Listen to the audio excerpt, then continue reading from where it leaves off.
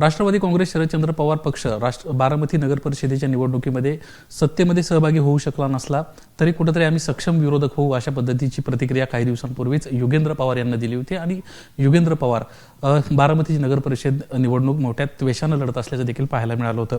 आज आपल्यासोबत योगेंद्र पवार आहेत. नेमकं बारामतीच्या निवडणुकीमध्ये काय झालं त्याचं विश्लेषण आपण थेट त्यांच्याकडूनच जाणून घेणार आहोत. खरं तर या नगर परिषदेच्या निवडणुकीमध्ये कुठेतरी 25 पर्यंत तुमच्या जागा येतील, तुम्ही एक चांगले सक्षम विरोधक व्हाल अशा पद्धतीचं तुम्हाला अपेक्षा होती, मात्र तुमचा भ्रम निराश झाला का? असं वाटत नाही. आता पूर्वी बारामती नगरपालिकेचे जे इलेक्शन आहे हे वन साइडेड व्हायचं. एवढे विरोधात येतील निवडून असं जे आज सत्ताधारी आहेत किंवा जे सत्तेत आहेत त्यांना असं वाटत नव्हतं. पण साधारण 6 जागा विरोधात आले. आपले त्यातले 3 उमेदवार निवडून आले. 6 उमेदवार आपले साधारण 100 ते 150 मतांनी गेले. आणि जर आम्ही जास्त कष्ट घेतले तर पुढच्या वेळी 100% सत्ता आपली येईल. तुम्ही का जास्त कष्ट घेतले नाहीत? कशामध्ये तुम्ही कमी पडला? आणि योगेंद्र पवार एकटेच आम्हाला दिसत होते, बाकीची मंडळी होती कुठं?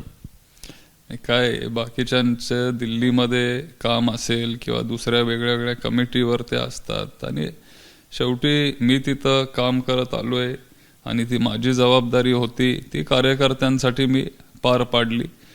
आणि आपण कष्ट घेतले नाही असं नाही, पण आज सत्ता आपली नाहीये. साधारण 235 आमदार हे महायुतीचे तिथं निवडून आलेले आहेत त्यांच्याकडं, आणि ज्यांच्या विरोधात आम्ही तिथं लढतोय खूप मोठी शक्ती आहे. महायुतीची ताकद ही त्यांच्या सोबत आहे. आमची सुरुवात आहे. त्याच्यामुळं लोकांचा विश्वास आता हळूहळू आपल्याकडं वळायला लागलेला आहे. पुढच्या वेळेस नक्की चित्र आपल्याला वेगळं दिसेल. तुम्ही मला 3 नगरसेवक निवडून आले असं म्हणताय, पण माझ्या माहितीनुसार तुमचा केवळ तुमच्या पक्षाच्या चिन्हावर एकच नगरसेवक निवडून आले. चिन्हावर 1 निवडून आलेत, पण आपल्या पॅनलमधून 3 निवडून आलेत. कारण आपल्या पॅनलमध्ये फक्त राष्ट्रवादी काँग्रेस शरदचंद्र पवार साहेबांचा पक्ष नव्हता. आपल्या पॅनलमध्ये अपक्ष उमेदवार पण होते. शिवसेना, काँग्रेस, वंचित बहुजन आघाडी आणि आपला पक्ष असे आपण सगळे एकत्र मिळून आपण हे इलेक्शन लढलेलो. आणि त्याच्यामुळं आपल्या चिन्हावर 1 जरी आला असेल तरी 2 आपले पुरस्कृत उमेदवार पण आलेत. दादा, तुम्ही म्हणाला की महायुतीची एक महाशक्ती त्यांच्या पाठीशी होती. धनशक्ती पण होती का त्यांच्या पाठीशी?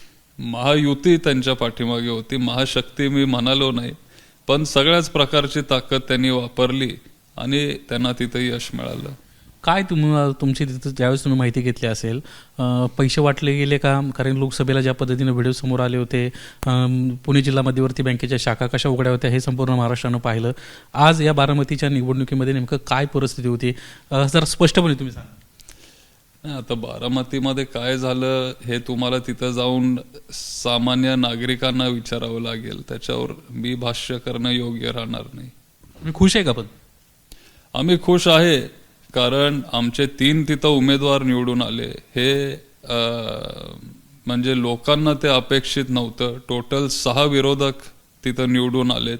बारामतीत आत्तापर्यंत 6 विरोधात कधीच आत्तापर्यंत निवडून तिथं गेले नाहीयेत. एक चांगला विरोधी पक्ष म्हणून आम्ही तिथं काम करत राहू. जे काय लोकांचे प्रश्न असतील, त्यांचे जे काय अडचणी असतील, आम्ही तिथं मांडत राहू.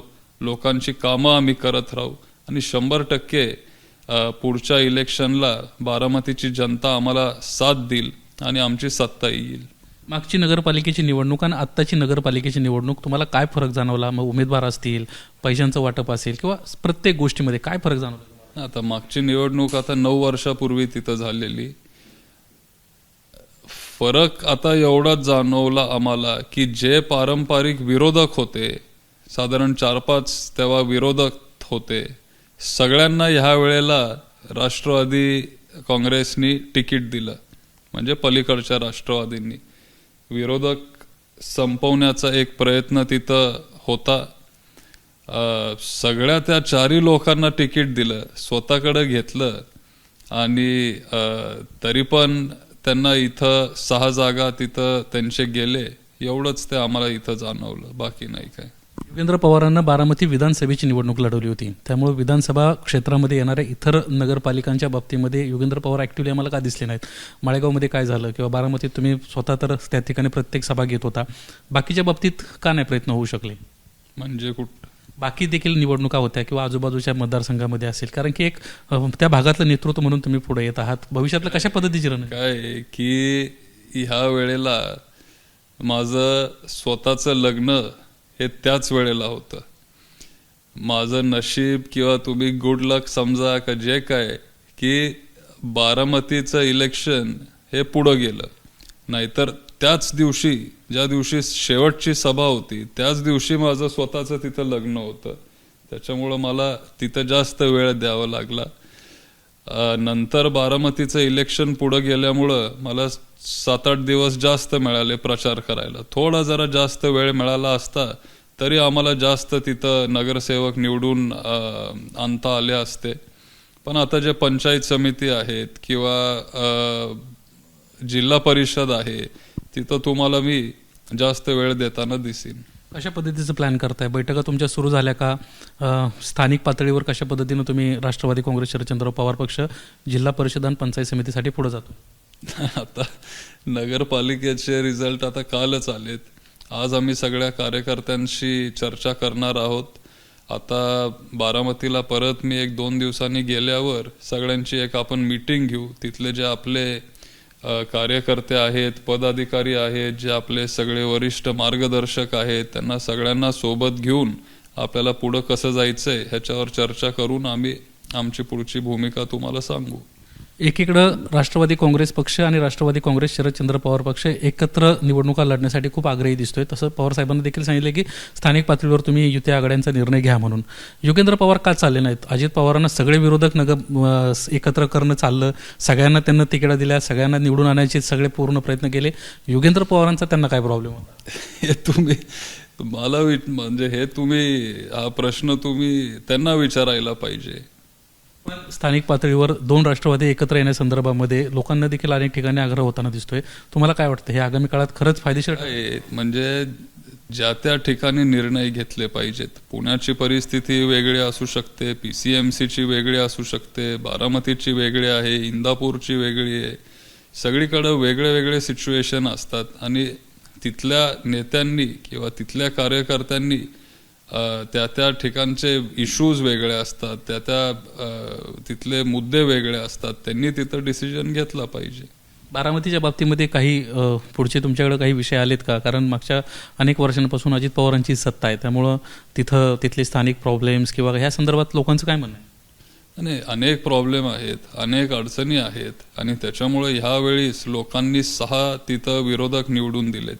ही खूप चांगली गोष्ट आहे. जर आपल्याला एक सशक्त लोकशाही पाहिजे असेल, जर आपल्याला काउन्सिल हॉलमध्ये चांगला डिबेट करायचा असेल, आणि आम्ही पण लोकांना तेच सांगितलेलं की जर ह्या लोकांच्या कारभारावर अंकुश ठेवायचा असेल तर तुम्ही कमीत कमी 7-8-10 विरोधक तरी तिथं निवडून द्या. आणि लोकांनी तसं आम्हाला तिथं निवडून दिलंय, आम्हाला तिथं पाठवलेलं आहे आमच्या उमेदवारांना.